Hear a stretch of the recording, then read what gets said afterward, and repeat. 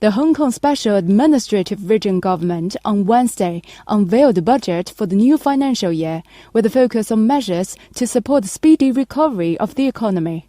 Financial Secretary of the Hong Kong SAR government, Paul Chan, delivered the 2023-24 budget at Hong Kong SAR's Legislative Council. He said that the Hong Kong economy will see a visible rebound this year, with growth of 3.5% to 5.5% for the year as a whole. Chen noted that the Hong Kong economy contracted by 3.5% year-on-year in 2022 amid both external and domestic headwinds, while the underlying inflation rate remained moderate at 1.7% last year.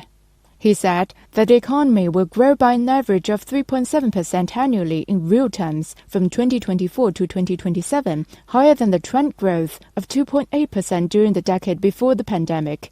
The underlying inflation rate is forecast to average 2.5% annually. 喺先進經濟體增長動力進一步減慢之下，今年香港嘅貨物出口仍然會面對嚴峻嘅挑戰。不過內地經濟增長加快，應該可以緩減部分呢啲壓力。隨住經濟活動回復動力，香港同內地同國際嘅往來迅速復常。整體經濟氣氛有所改善，今年採取中間偏鬆嘅財政姿態，因此呢一份仍然係赤字預算。預算案措施所涉及嘅資源超過80%係用喺市民同埋中小企嘅身上，冀能喺力能所及之處照顧有需要嘅市民。